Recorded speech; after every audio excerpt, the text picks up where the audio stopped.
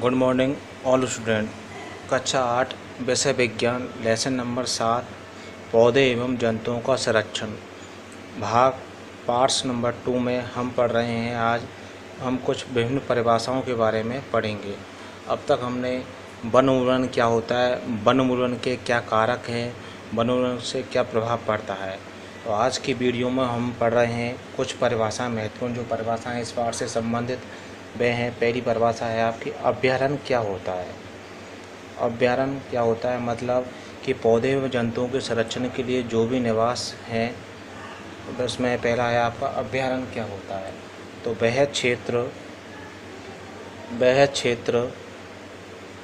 जहाँ जंतु तो वह क्षेत्र जहाँ जंतु एवं उनके आवास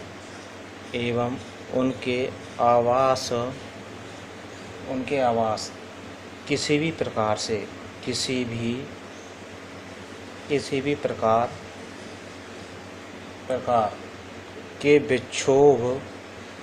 प्रकार के विक्षोभ से सुरक्षित रहते हैं। किसी प्रकार के विक्षोभ से क्या है, सुरक्षित रहते हैं, उसे क्या बोलते हैं, अभयारण्य कहते हैं। तो अभयारण्य की क्या परिभाषा हुई कि वह क्षेत्र जहाँ जंतु एवं उनके आवास, तो जहाँ कोई क्षेत्र हुआ जहाँ जंतु एवं उनका जो आवास होता है वह किसी भी प्रकार के विक्षोभ से क्या रहते हैं, वो सुरक्षित रहते हैं या निवास करते हैं, उन्हें क्या बोलते हैं, अभयारण्य कहते हैं। अब आता है राष्ट्रीय उद्यान क्या है। दूसरी परिभाषा है राष्ट्रीय उद्यान से क्या तात्पर्य है। राष्ट्रीय उद्यान क्या है, ठीक। तो राष्ट्रीय उद्यान है कि वन्य जीव जंतुओं के लिए तो वन्य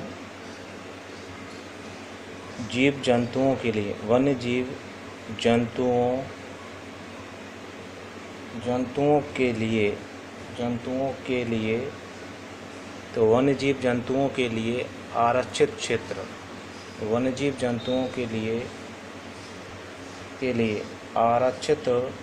आरक्षित रिजर्व, आरक्षित क्षेत्र को क्या बोलते हैं, रिजर्व। वन्य जीव जंतुओं के लिए आरक्षित क्षेत्र जहाँ वह स्वतंत्र रूप से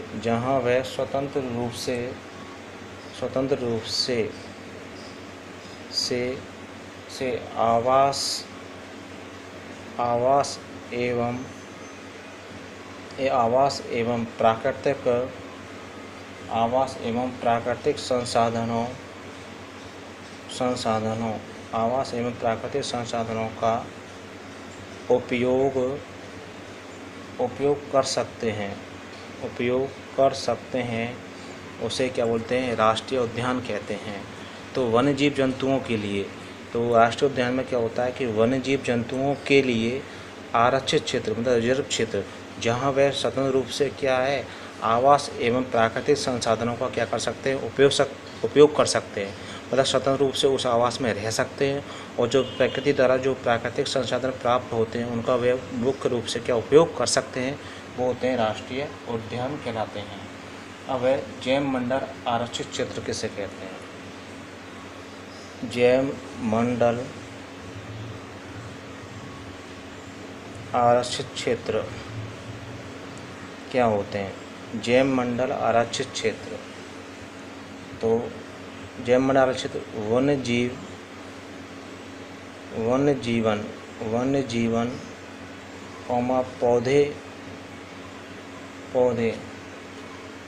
और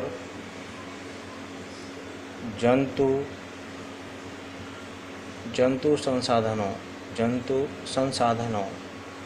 तो वन्य जीवन पौधे एवं जंतु संसाधनों और उस क्षेत्र के जंतु संसाधनों तथा उस क्षेत्र के आदिवासियों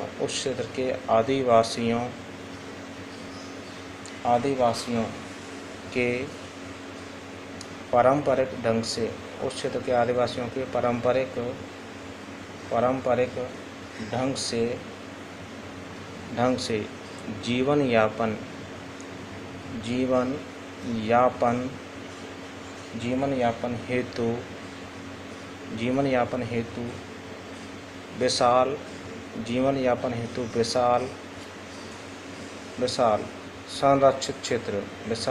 संरक्षित क्षेत्र जो होते हैं वे कहलाते हैं जैव आरक्षित क्षेत्र कहलाते हैं। तो जैव आरक्षित क्षेत्र क्या हुए? वन्य जीवन पौधे जंतु संसाधनों में उस क्षेत्र के आदिवासियों के पारंपरिक ढंग से जीवन यापन हेतु विशाल जो संरक्षित क्षेत्र होता है उसे क्या बोलते हैं? जैव मंडल आरक्षित क्षेत्र कहते हैं। एक आता है संकटापन्न जंतु क्षेत्र कैसे कहते हैं? संकटापन्न जंतु क्या होते हैं? संकटापन्न जंतु किसे कहते हैं? तो वे जंतु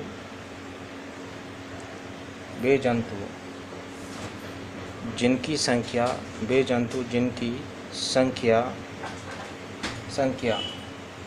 एक निर्धारित स्तर से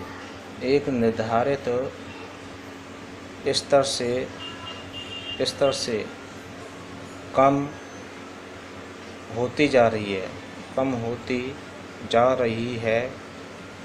तो वे जंतु जिनकी संख्या एक निर्धारित स्तर से क्या होती जा रही है? कम होती जा रही है। तो और वे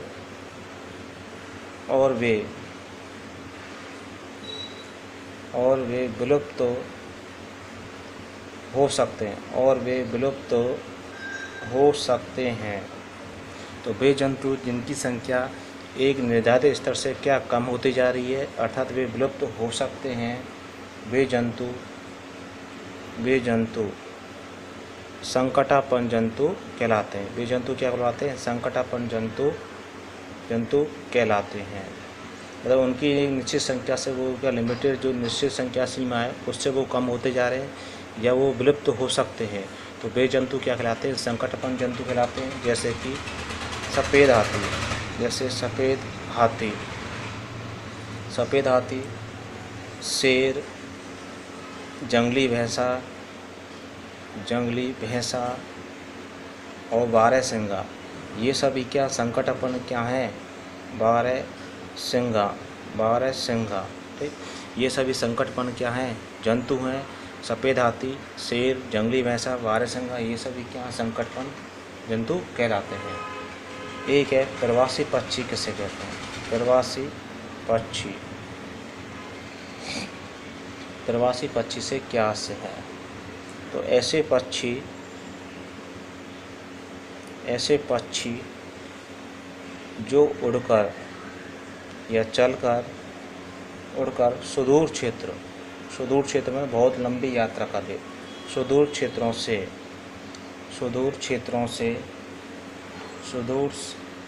क्षेत्रों तक लंबी यात्रा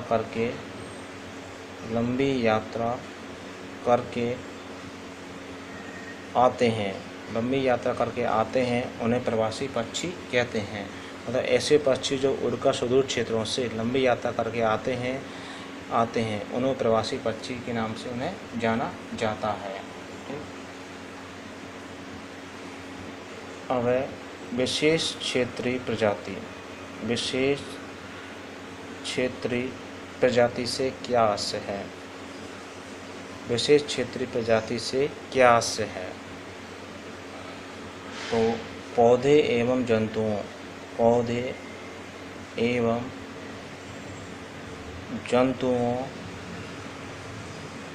की वह प्रजातियां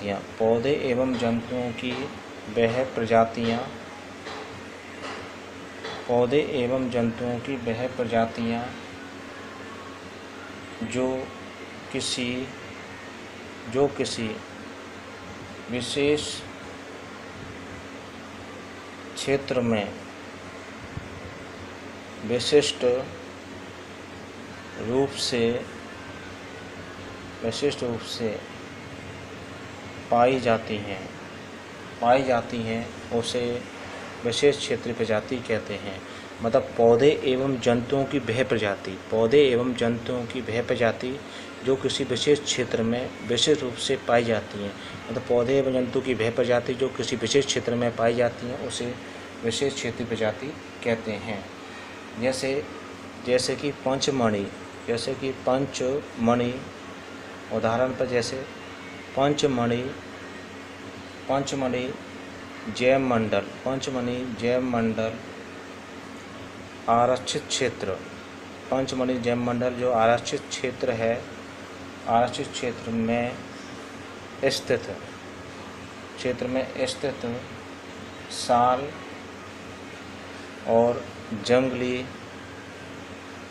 और जंगली आम के पेड़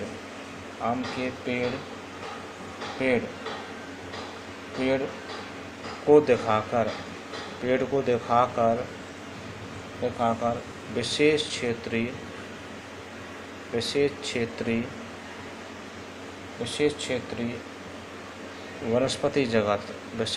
वनस्पति जगत का उदाहरण है। इसी प्रकार विसन भारतीय गिलहरी, विसन तथा भारतीय विशाल गिलहरी तथा उड़ने वाली गिलहरी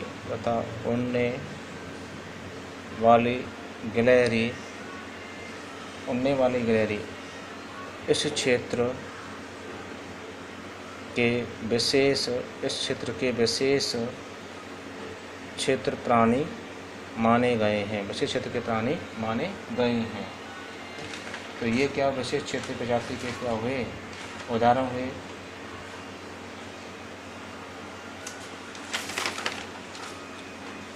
अब है प्रवास का क्या अर्थ होता है।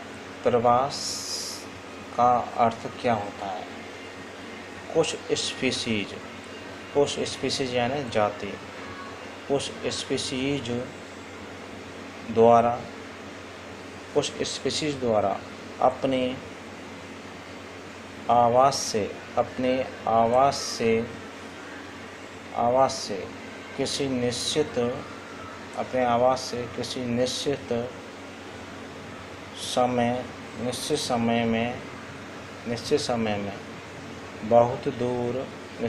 में बहुत दूर जाना प्रवास कहलाता है। वो कह रहा है कुछ स्पीशीज द्वारा अपने आवास से कुछ निश्चित समय में बहुत दूर जाना प्रवास कहलाता है। प्रवास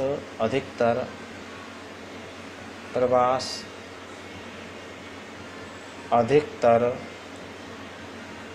पक्षियों में पाया जाता है। प्रवास हमेशा अधिकतर पक्षियों में पाया जाता है।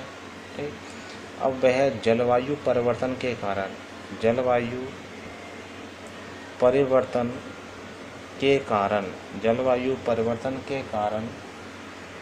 प्रवासी पक्षी प्रत्येक वर्ष सुदूर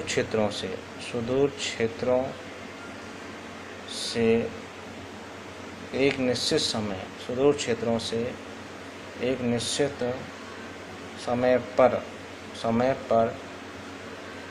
पर उड़कर आते हैं।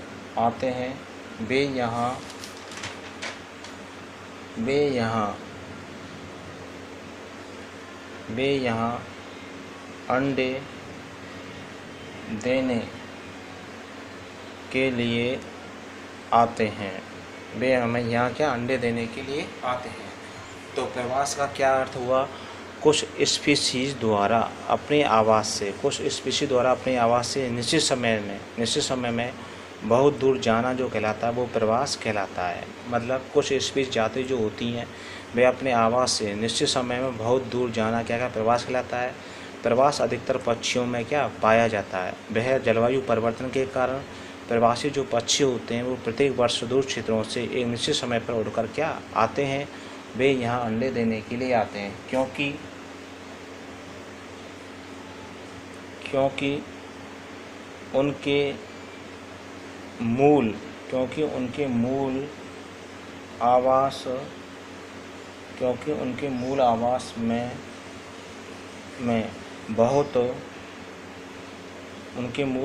में बहुत अधिक शीत के कारण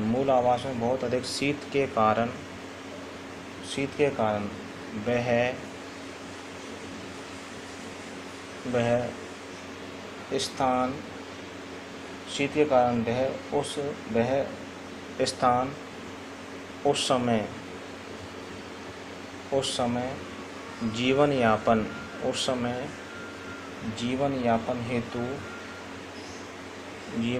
हेतु अनुकूल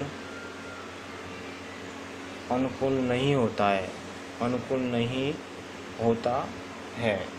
इसलिए वो प्रवासी बच्चे क्या बहुत दूर से यात्रा करके आते हैं। अब आती है आपकी रेड डाटा पुस्तक क्या होती है। रेड डाटा पुस्तक क्या है। तो रेड डाटा पुस्तक वह पुस्तक है। रेड डाटा पुस्तक वह पुस्तक है जिसमें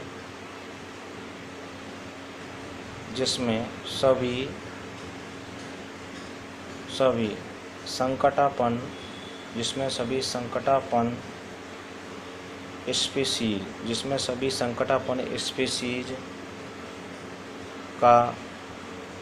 संकटापन स्पीशीज का रिकॉर्ड रखा जाता है। तो रेड डाटा पुस्तक वह पुस्तक है जिसमें सभी संकटापन जो प्रजाति होती है उनकी स्पीशीज का रिकॉर्ड रखा जाता है। पौधे जंतुओं और अन्य स्पीशीज व स्पीशीज के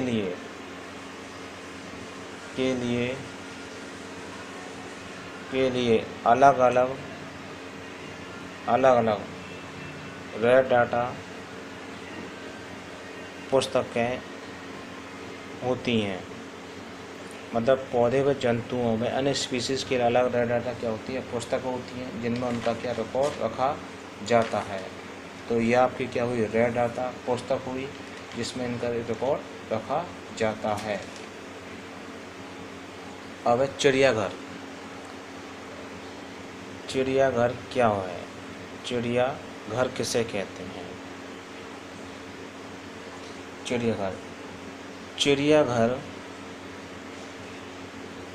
चिड़ियाघर एक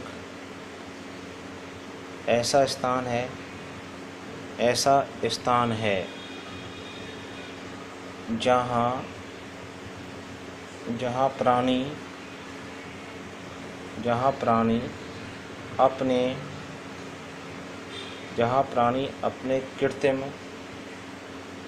जहाँ प्राणी अपने कृत्रिम आवास में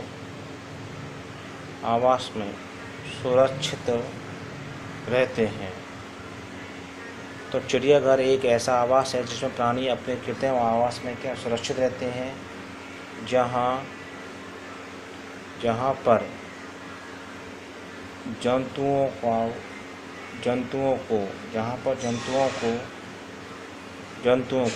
भोजन उपलब्ध कराया जाता है। ठीक, तो चिड़ियाघर एक ऐसा आवास स्थान है जहां प्राणी अपने कृत्रिम आवासों में क्या रहते हैं, सुरक्षित रहते हैं, और जहां पर जंतुओं को भोजन क्या उपलब्ध कराया जाता है, उन्हें क्या बोलते हैं, चिड़ियाघर कहते हैं। ठीक, तो किसी क्षेत्र विशेष में पाए जाने वाली स्पीशीज विशेष क्षेत्र की स्पीशीज कहलाती है। ठीक, ये हुए चिड़ियाघर के बारे में जानकारी होगा। अब बात आती है विलुप्त स्पीशीज क्या है।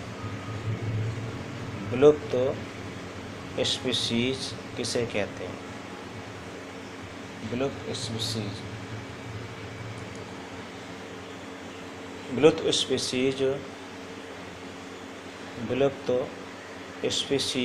स्पीशीज होती है जाति। विलुप्त स्पीशीज वे हैं वे हैं जो पृथ्वी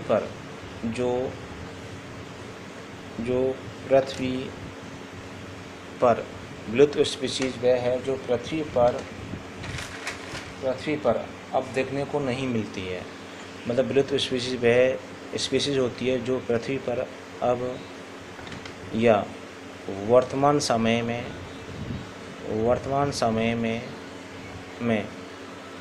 देखने को नहीं मिलती है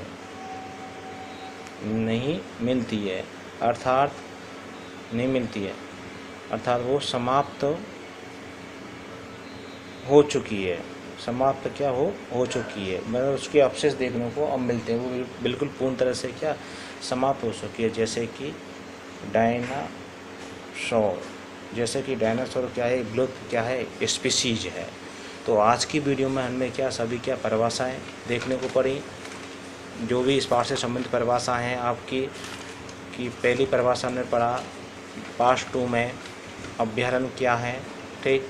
राष्ट्रीय उद्यान की परिभाषा पढ़ी, जैवमंडल आरक्षित क्षेत्र क्या होते हैं, संकटापन्न जंतु क्या होती हैं स्पीशीज, प्रवासी पक्षी किसे कहते हैं, विशेष क्षेत्रीय प्रजाति क्या होती है, और आज की वीडियो में हमने चिड़ियाघर, गैरदाता पुस्तक, प्रवास क्या होता है, विलुप्त स्पीशीज क्या होती हैं, उनके बारे में जानकारी पड़ी। तो कुछ महत्वपूर्ण जो परिभाषाएं आपको इस पाठ से संबंधित परिभाषाएं याद करनी है, उनके उदाहरण याद करने हैं। आज की वीडियो में इतना ही। केशव विद्या मंदिर के यूट्यूब चैनल में जो भी हम वीडियो भेज रहे हैं उनको ज़्यादा सब्सक्राइब करें, समझें, लिखें। Thank you.